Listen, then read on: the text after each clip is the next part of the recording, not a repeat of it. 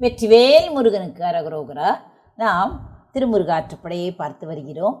முருகனை பற்றி அவன் எங்கெங்கு இருக்கிறான், எங்கெங்கு உரைகிறான், நாம் எப்படி அவனை காட்சியில் கண்டு கழிக்கலாம் என்பதை கண்டு அறிந்தோம். இப்பொழுது முருகனுடைய திருநாமங்களை காணப்போகிறோம். நக்கீரர் முருகன் திருநாமங்களை அர்ச்சனை செய்வதற்கு ஏற்றபடி அடுக்கி கூறுகிறார். முருகனை இந்த நாமங்களை சொல்லி நீ வாயார துதிப்பாயாக என்று முருகனுக்குரிய நாமங்கள் 26 சொல்கிறார். முதலில் முருகனுடைய திரு அவதாரத்தை உணர்த்தும் திருப்பெயரை சொல்கிறார். கார்த்திகேயன். முருகனுடைய திரு அவதார கதை ராமாயணத்திலும் மகாபாரதத்திலும் கந்தபுராணத்திலும் வருகிறது, பரிபாடலிலும் வருகிறது. தமிழ் கந்தபுராணமும் அதை விரிவாக சொல்கிறது. அந்த கதைகளில் வேறுபாடு இருக்கிறது. முருகன் சரவண பூம்பொய்கையில் தோன்றியவன். மிக மிக உயரமான இமயமலையின் மேல் இருப்பது அந்த பொய்கை. மக்களுடைய மூச்சுக்காற்றே படாத சிகரத்தில் இருக்கிறது அது. அங்கே தர்பை அடர்ந்த பொய்கையில் முருகன் உதித்தான். சரம் என்பது என்ன? தர்பையின் பெயர். அது அடர்ந்த காரணத்தால் சரவணம் என்ற பெயர் அந்த பொய்கைக்கு வந்தது. தர்பை என்ன ஆகிறது? அது எப்படிப்பட்டது? தூய்மைக்கும் விரதத்துக்கும் கூறிய அறிவுக்கும் அடையாளமாக விளங்குகிறது. இந்த மூன்றும் உள்ளவர்களுக்கு இனியவன் முருகன்.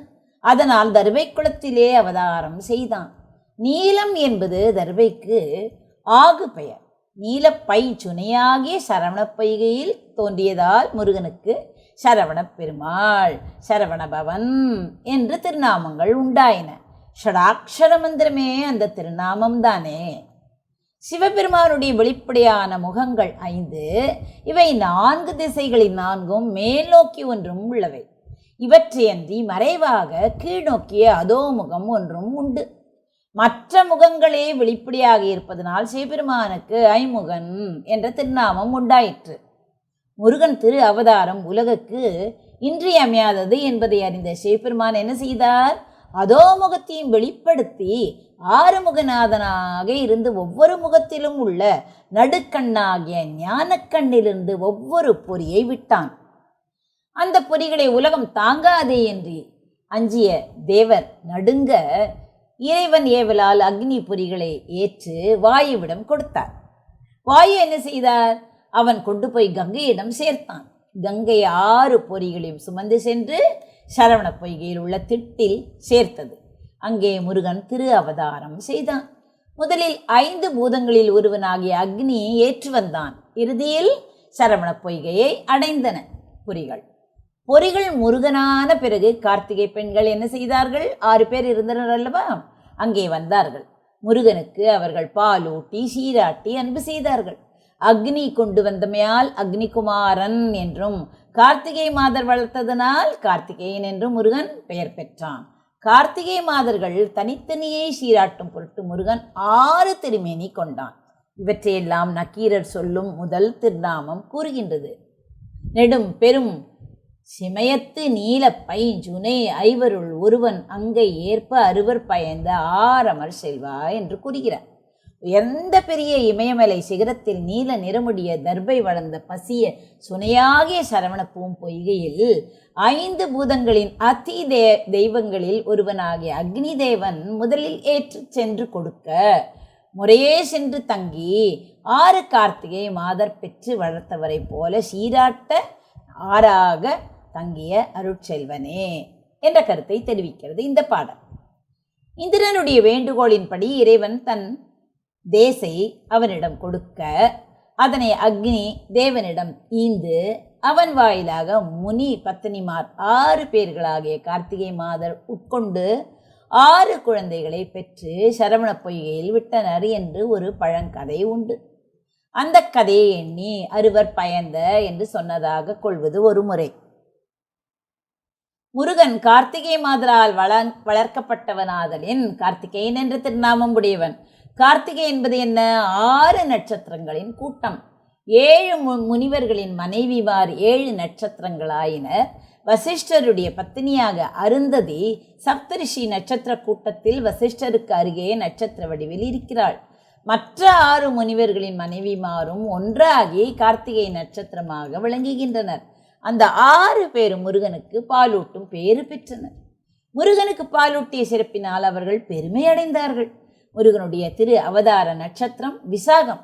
அந்த நட்சத்திரத்தில் முருகனுக்கு சிறப்பான ஆராதனைகள் நடக்கும். ஆயினும் கார்த்திகை நட்சத்திரம் முருகன் அடியார்களுக்கு மிகச்சிறந்த நாளாக விளங்குகிறது. அன்று விரதம் இருந்து முருகனை வணங்குகிறார்கள். தான் தோன்றிய நாளாகிய விசாக நட்சத்திரத்தை விட தன்னை வளர்த்த கார்த்திகை நட்சத்திரத்திற்கு மிகுதியான சிறப்பு உண்டாகும்படி செய்தான் முருகன். இது நன்றி அறிவினால் உண்டான காரியம். கார்த்திகை மைந்தன் என்ற திருநாமம் மனிதன் நன்றி அறிவுடன் இருக்க வேண்டும் என்பதை நினைப்பூட்டுகிறது. அடுத்ததாக வரும் நாமம் என்ன? சிவகுமாரன். சரவணபவா, கார்த்திகேயா என்ற முருகன் திருநாமத்திற்கு காரணமான செய்திகளை நினைப்பூட்டிய நக்கீரர் அடுத்தபடி அவன் சிவகுமாரன் என்பதை சொல்ல வருகிறார். சிவபெருமான் கல்லால மரத்தின் கீழ் தென்முகம் நோக்கி யோகியாக அமர்ந்திருந்தான். தட்சிணாமூர்த்தியாக இருந்தார் அல்லவா? அப்போது உலகம் யாவும் காம உணர்ச்சி இல்லாமல் நின்றது. தேவர்கள் காமனை ஏவி இறைவன் மீது மலர் அம்புகளை விடும்படி செய்தார்கள். தென்முக கடவுள் தன் நெற்றிக்கண்ணினால் காமனை எரித்தான். பிறகு பார்வதி அம்மையை மணந்து கொண்டான். பிறகுதான் முருகனுடைய திரு அவதாரம் நிகழ்ந்தது என்று கூறுவார்கள். கந்தபுராணத்தில் இந்த வரிசையில் முருகன் திரு அவதார வரலாறு வருகிறது. முருகனுடைய திரு அவதாரத்தை எண்ணி நக்கீரர் அதற்கு முன் நிகழ்ந்த இரண்டையும் உடன் நினைத்தார். அவை இறைவன் தென்முக கடவுளாக இருந்ததும் இறைவி மலைமகளாக தோன்றியதும் அந்த இரண்டையும் முருகனோடு தொடர்பு படுத்துகின்றார். தட்சிணாமூர்த்திக்கு புதல்வனே, பார்வதியின் குமாரனே என்று. ஆலின் அடியில் அமர்ந்திருந்த கடவுள் தட்சிணாமூர்த்தி. அவன் ஞானோபதேச மூர்த்தி. அவனுடைய ஞானக்கண்ணிலிருந்து குமாரன் அவதரித்தான். அதற்கு முன் அந்த ஞானக்கண் ஒளியிலே மாறன் ஒழிந்தான். மாறன் என்னும் இருள் அழிய குமாரன் என்னும் சுடர் தோன்றியது. ஆஹா, எவ்வளவு அழகாக இருக்கிறது பாருங்கள். அது ஞான சுடர். ஞான குருமூர்த்தியாகிய ஆள்கெழு கடவுளின் புதல்வன். ஆள்கெழு கடவுள் புதல்வா என்று கூறுகிறார். கல்லால மரத்தின் அடியிலே எழுந்தருளிய தென்முக கடவுளாகிய சிவபெருமானுடைய புதல்வனே என்று பொருள். மலைமகள் மகன். அடுத்தது என்ன? மலைமகள் மகன். தென்முக கடவுளின் புதல்வனாகிய முருகன் 6 சுடராக சென்று சரவண பூம்பொய்கையில் விளையாடினான் அல்லவா? 6 திருவுருவம் கொண்டு விளையாடல் புரிந்தான். அவன் ஓர் உருவில் இணைந்து தேவர்களுக்கும் உலகினருக்கும் பயன்பட வேண்டும் அல்லவா? அருளே வடிவாகிய சக்தியின் தொடர்பு இருந்தால்தான் உலகுக்கு பயன்பட முடியும். ஆகவே சிவபெருமான் உமா தேவியாரை அழைத்து கொண்டு சரவண பொய்கை கரைக்கு வந்தான். அத்தேவியார் ஆர்வத்துடன் 6 குழந்தைகளையும் ஒரு சேர அணைத்தார். அப்போது முருகன் ஓர் உருவாக இணைந்து 6 முகமும் 12 திருக்கரங்களும் உடைய மூர்த்தியானான். உமாதேவியார் தம் பாலை கறந்து ஊட்டினாள். இப்படி இணைந்த போது முருகனுக்கு கந்தன் என்னும் திருநாமம் அமைந்தது. எந்தை சக்திகள் உயிரெல்லாம் ஒடுங்குறும் எல்லை முந்து போல ஒன்றாகியே கூடிய முறை போல் அந்தம் இல்லதோர் மூவிரு வடிவும் ஒன்றாகி கந்தன் என்று பெயர் பெற்றனன் கௌரி தன் குமரன். இவ்வளவு அழகான பாடல் பாருங்கள். இப்படி எது கூறுகிறது? கந்தபுராணம் கூறுகிறது. இவ்வாறு முருகன் பார்வதி அம்மையாரின் புதல்வனாக விளங்கினான்.